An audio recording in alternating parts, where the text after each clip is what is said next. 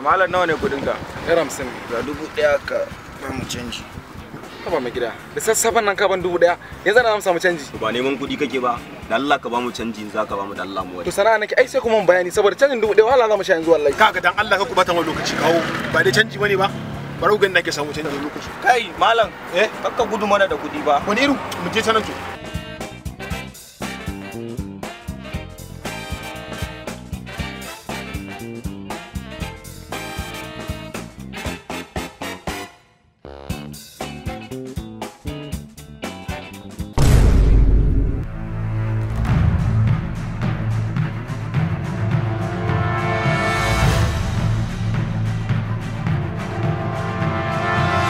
Wallahi sai ka biya kudin. Za ka ci mana.